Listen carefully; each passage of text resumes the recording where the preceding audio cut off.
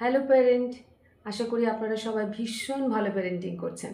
সেই বিশ্বাস আমার আপনাদের উপর সম্পূর্ণ রয়েছে। আপনাদের ছোট লিটল হার্টসের সাথে আপনারা খুব ভালো সময় কাটাচ্ছেন। আজকে একটা ছোট্ট গল্প বলবো ওদের জন্য, আপনাদের লিটল হার্টসের জন্য। আর আমি কিভাবে গল্প বলি সেটা আমি আপনাদেরকে আজকে দেখাবো। আর এইভাবে যদি গল্প বলতে পারেন, বাচ্চারা কিন্তু আপনি যা শেখাতে চাইছেন অবশ্যই শিখবে, যা বোঝাতে চাইছেন সেটা অবশ্যই বুঝবে। আর এই গল্প বলাটাও কিন্তু একটা টেকনিক। মানে টেকনিক এই জন্যই বলবো যে গল্প মানে শুধু এরকম নয় যে বসলাম গল্প বললাম চলে গেলাম, এরকম নয়।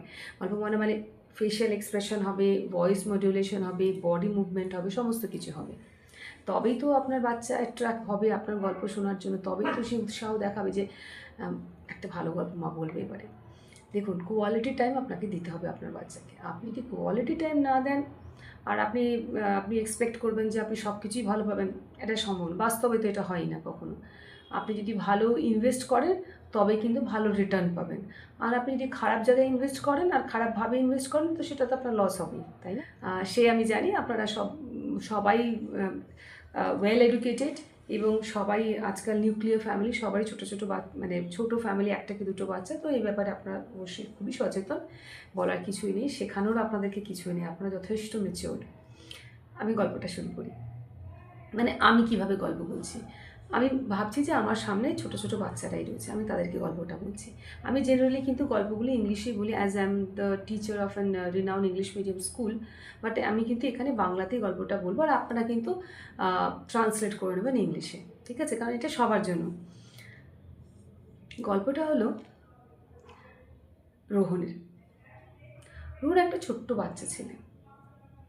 রোহন প্রত্যেকদিন দেখছে, অ্যাকচুয়ালি শর্টসে মানে 3 মিনিটের বেশি দেওয়া যায় না। তো পুরো গল্পটা বা পুরোটা তো আমি এখানে শেষ করতে পারবো না। যদি আপনারা পুরো গল্পটা শুনতে চান এবং পুরো টিপসটা নিতে চান যে কীভাবে রোহনের মা রোহনকে কনভিন্স করেছিল স্কুলে যাওয়ার জন্য, বা কীভাবে স্টোরি টেলিং করে বাচ্চাদের মন জয় করা যায়, তাহলে কিন্তু আপনাকে আমার পুরো ভিডিওটা দেখতে হবে, ঠিক আছে? তাহলে দেখুন পুরো ভিডিওটা।